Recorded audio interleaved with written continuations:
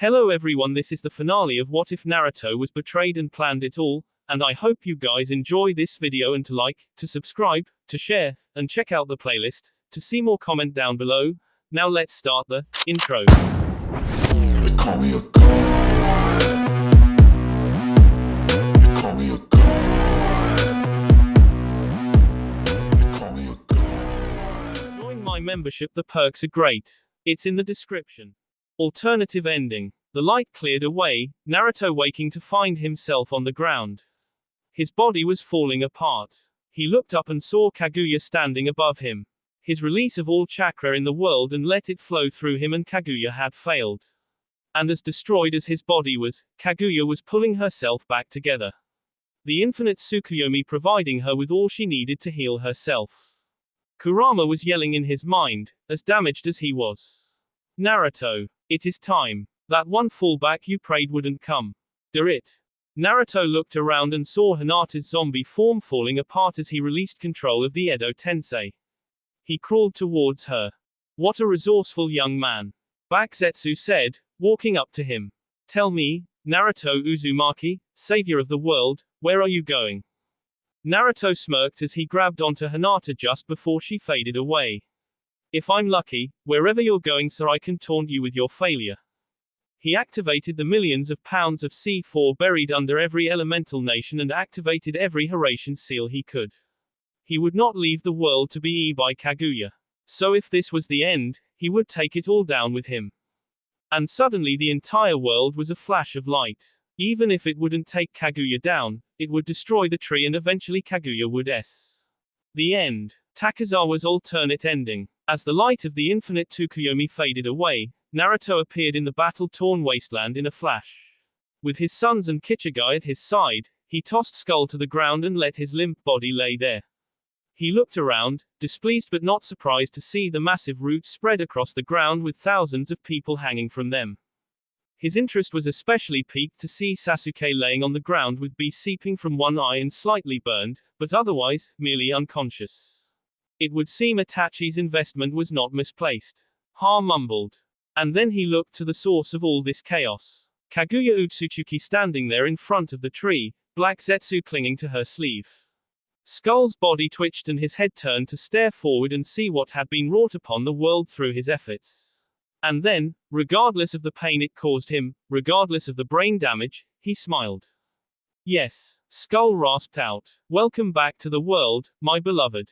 Your most faithful Takezawa has seen to it that you have been revived. He started picking himself up, the last pieces of shattered skull falling from his face. His wavy hair falling down to his mid-back and his face now seen without the skull obstructing view of it. Long ago a monster guarded the sacred fruit. And millennia later, it has finally come full circle for my mistakes to correct themselves. Kaguya looked at Takezawa for a moment, at first unable to recognize him. Her eyes then widened in shock. Tears flowed from her eyes. Taki, is it you? Taki, my sweet Taki, she asked. Black Zetsu said nothing and Naruto remained still as Takezawa walked over to her, a slight limp in his step before the final piece of skin and tissue schooled back together. And within seconds he stood right in front of her. Her hand moved and she cupped his cheek, pulling him closely. It's me, my love. I've missed you so very much. Takezawa said. It's been so very long, according to Zetsu. Yet you haven't aged a day. You look so handsome. Now I am complete. Do not worry. I'm here. I'm so sorry I left you alone for so long. After Zetsu blew up our home, I had no memory, but after I remembered I wanted nothing more than to return. But I was so scared. And then she started to attack our sons. At the time, there was nothing I could do but wait and watch. My own fear kept me from you, but now, I have ravaged nations and traversed time to set things right. To bring you back. Kaguya grabbed his shoulders, pulled him tightly against her and leaned her head into his sea. I'm so glad that after all these years. Takezawa shushed her and caressed her back. Don't say anything. Just relax, Kaguya. I love you, know that. But also know, that I am not here for you. There was pain in Kaguya's sea as Takezawa pressed his hand through Kaguya's ribcage, grabbing a firm hold of her heart. But that was not what he was after. What are you doing? Black Zetsu shouted in a panic. Freeing my beloved. Takizawa responded. He grabbed the beating heart tightly and began pulling something from it, a power that woke and pulsed at his touch. It was familiar and powerful. He pulled his hand back out, a light pulsing in his grip. The massive tree moved and creaked in response to this light being exposed. A large root held itself from the ground, its tendrils wrapping around Takizawa and absorbing the light. Yes, be free my beloved. Your loyal servant Takizawa has finally revived you. Reawaken Shinju. The end. Epilogue. Shino S, like most of the shinobi, but was saved by Naruto in the end. Kamaji survived and was Azukichi for a while, though he is still in a wheelchair thanks to the war. Orochimaru and Kabuto just disappeared. They pop up now and then, giving us gifts of their research, but I still remember what Orochimaru told us. Before he left, he said, "What if Naruto is the last great man sent to save us from ourselves? The fact that he even brought me back, maybe that is the pardon and salvation, for me, for the elemental nations, for all of us. The last light of hope in this world in any war that comes after this." And then he left. But that is the story. Hinata finished her speech, bringing herself back to the present. Shino, now wearing the Azukichi robes, Hinata, and Anko were sitting beneath the tree, passing around some snacks as they watched the sun set over Azushio. They had lived peacefully within the village for so long. Peace had reigned under the village and the unity it had long ago brought to the world. It was time for the celebration. 11 years, just over a decade, this peace had survived. Hinata looked over as Obito crested the hill, a bag of steaks over his shoulder and a red cage hat on his head. Itachi was right behind him, pulling the grill. Some of the others had shown up not so long ago and everyone was preparing for the party. The crest gun was in the distance, loaded to the brim with thousands of fireworks. The Bahamut Sky Fortress could be seen in the distance, lights of various colors flashing in the windows as the people who still had to man it were throwing their own party. They had taken a week to set up the lighting and music. All of them saw it as this great and beautiful thing. This beautiful thing their friend had given his life to give them.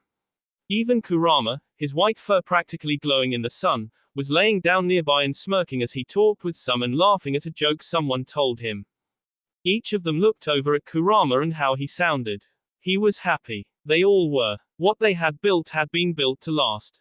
And so it had. Hinata turned back and looked at the sunset before looking down into her arms. It was what Naruto had left her. A clone. A small child created by splicing DNA. Her own and Naruto's. A child like the one he would have eventually given her were he alive to have a life with her. It was how he was supposed to make it up to her for before actually giving her a child. She had chosen to accept the gift, albeit with a long time between discovering the child and making that decision. It had taken her years to decide what to really do. 9 years, leaving the girl just over a year old in her arms. The girl had been in a stasis of sorts, giving Hinata more than enough time to come to the decision of raising the child and teaching them all about who their father had been. Hinata looked back up, loving this. She was surrounded with friends, with great food and a good time to celebrate this. To celebrate everything they had ever wanted. Shrimp, steak, chicken, corn, potatoes, ramen, and a myriad of other foods permeated the air with their smells of being cooked and made. The sunset. It was so beautiful. And that is how your father defeated the enemies of the world. How he saved the world. He was the bravest of us all. He wasn't afraid to help those the rest left to the darkness.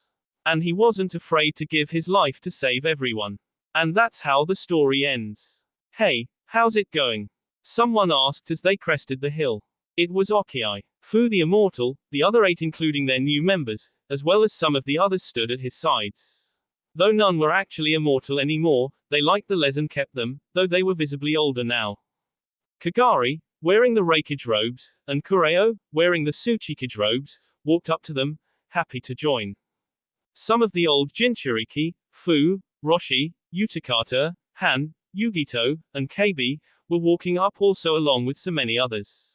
The old Akatsuki members, including Konan and Nagato. So many were here, and now it was time to celebrate. And it's how another one begins. Break. Kabuto worked in their lab, handing another chemical to Orochimaru. The elder took the chemical into a needle before forcing it into the arm of a man they had tied down. The man screamed for a moment before calming down and falling asleep. We have success, Kabuto, Orochimaru said. Congratulations. We just discovered a cure for cancer. That is right, dear boy. Now, get dressed. We wouldn't want to be late to your wedding, now would we? I swear, that girl would have us both hanging by our entrails if you left her waiting. They grabbed their coats and began leaving the facility. Don't forget to deliver that, Kabuto said. Don't you worry, Kabuto, I'll take care of it. But first, it's been so long since I had of wedding cake. Break. Gaara stood atop the Kazekage Tower, Shukaku standing nearby, both of them watching the sky and waiting. That boy truly was something. Shukaku said. It's a shame he couldn't be here this day. Yes it is, Gaara said. They both looked over and saw the other Sand siblings walking up. They both greeted them. They then turned to the sky and waited. Break. Yagura stood on top of the Mizukage Tower with Mei. They intertwined their hands and looked up in the sky. And as they stared up, they saw the sky light up. Fireworks went off as the crest gun fired them into the sky, large enough and high enough to be seen by everyone from Mizu to Suna. Break. I'm not sure if it will happen, how long it will take, or what will happen if this is successful. I have to thank you for the chance you gave me even if it isn't or is. I created this clone with as much of your chakra as I could in the hopes that he might both get second chances. I hope this works so that I might repay you for having given me a life at all. I wish there were more chances, that there was more time, but there aren't. So, if you do receive this message, thank you. I'm sorry that I stood against you as long as I did. But as it turns out, facing death makes me feel more alive than anything else. So we shall see. And if this does work, and you do inherit my, Kichigai's, second clone, well, then I wish you good luck, Naruto Uzumaki. But if not, welcome back to me. The man stood there, deep within the cave. Its limbs had been sore and its eyes unaccustomed to light as he moved his body towards the entrance to this cave. He guarded his eyes as he stood in the entrance. He saw fireworks in the sky as he adjusted. His hair was white and had grown down past his feet but was oily from not being cleaned in 11 years. One of his eyes was a deep blue while the other had a red iris with a golden sclera. Welcome back and good luck indeed. I wonder, how long have I been gone? Fade to black. That will be all for this video. Be sure to like, subscribe, share, and comment down below for more videos. Goodbye.